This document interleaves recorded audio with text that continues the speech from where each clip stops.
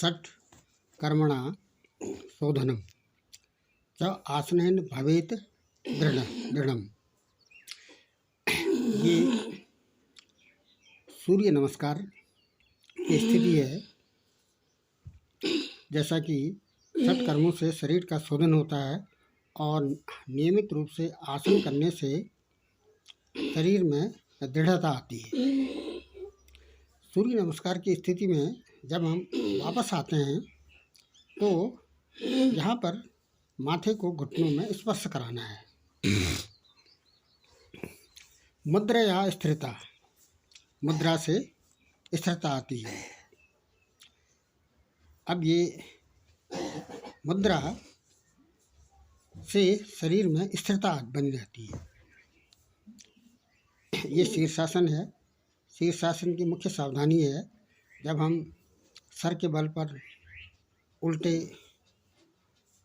खड़े हो जाते हैं तो सर का स्पर्श केवल आंशिक स्पर्श होना चाहिए अंगुलियों से। पूर्ण रूप से सर को अंगुलियों के ऊपर, हाथ की अंगुलियों के ऊपर रोकना नहीं है, अंगुलियां दबानी नहीं है।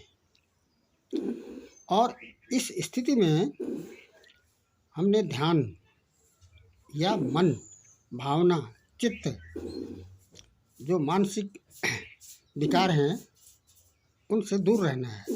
अपने मन को बाहरी विषयों से मुक्त रखना है। इसके लिए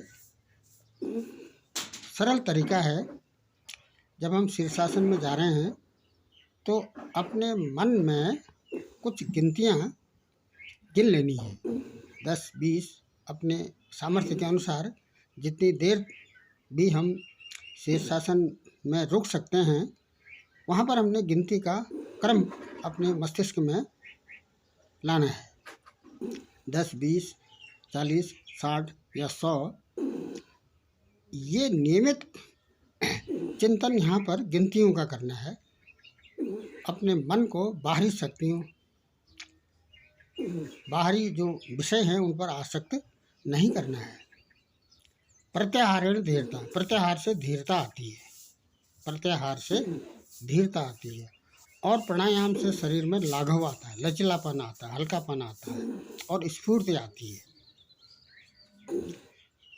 जब शीर्षासन की ये जो खड़ी सरल रेखा बन जाती है, वापस जब हम आते हैं तो दोनों पांव एक साथ झटके से नीचे नहीं लाने हैं, बल्कि एक एक पांव करके वापस आना है। प्राणायाम से शरीर में लाघव की स्थिति आती है और ध्यान से प्रत्यक्ष, ध्यान से आत्म साक्षात्कार होता है। शीर्षासन के तुरंत बाद आंजनेय आसन की स्थिति आती है, या शीर्षासन के तुरंत बाद आंजनेय आसन करना है। इस आंजनेय आसन की मुख्य सावधानी है, जब हम एक पांव आगे घुटना मोड़ रहे हैं और दूसरा पांव जो पीछे है, जो पांव पीछे हमने किया है उसके पांव का तलवा कारपेट से उठाना नहीं है पहली स्थिति में। और जब हम नीचे झुका रहे हैं, घुटना नीचे झुका रहे हैं, तो जो पांव पीछे हमने किया हुआ है उसका घुटना कारपेट में स्पर्श नहीं कराना है। तो ध्यान से आत्म साक्षात्कार होता है और समाधि से निर्लिप्तता आती है। इसमें कोई संशय नहीं है। आंजनेय आसन भी हमने एकांतर क्रम से करना है, पहले बाएं पांव से, उसके बाद फिर दूसरे पांव से। आंजनेय आसन की मुख्य सावधानी ये है, जब हम दोनों हाथ ऊपर उठा रहे हैं, हाथ की हथेलियों को मिलाते हुए, तो यहाँ पर हमने कोहनी का स्पर्श कान से नहीं करनी है। कोहनियाँ कान से थोड़ा डिस्टेंस में रहनी चाहिए और इसमें कमर सीधी रखनी है। कमर में यहाँ पर झुकाव नहीं करना है। नाड़ी शुद्धि के अंतर्गत जब हम प्राणायाम में जा रहे हैं तो प्राण को चलाने की क्रिया, अपने शरीर के भीतर प्राण को चलाने की क्रिया, ये प्राण को चलाने की क्रिया, प्राण को चलाने की क्रिया को प्राणायाम में रखा गया है। प्राण को जागृत करने की क्रिया है। प्राणायाम एक सरल तरीके से यदि इसको समझा जाए तो प्राणों को जागृत करने की क्रिया प्राणायाम में रखी गई है। प्राण को जागृत करने की क्रिया ही प्राणायाम। समय की उपलब्धता के आधार पर सबसे पहले सूर्य नमस्कार और उसके बाद शीर्षासन और नंबर 3 में आंजनेय आसन और नंबर 4 में ये वृक्षासन।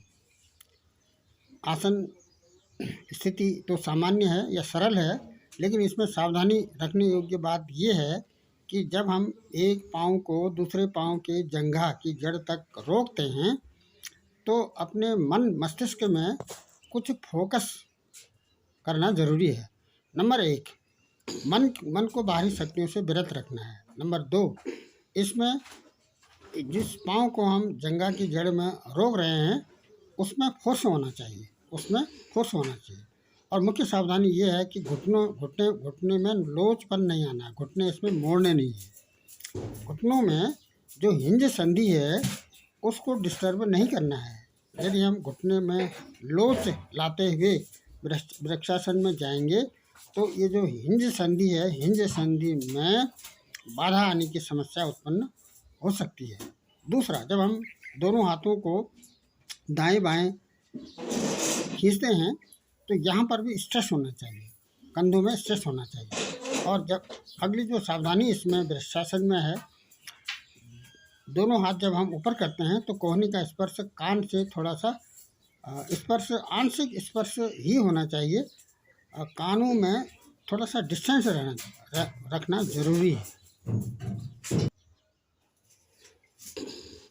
प्राण को जागृत करने की क्रिया प्राणायाम है, लेकिन प्राण की जागृति और प्राणों का स्वतंत्र प्रवाह तभी संभव हो पाएगा जब हमारे भीतर सभी नाड़ियाँ अवरोध रहित बन जाए। क्या इसका तात्पर्य है?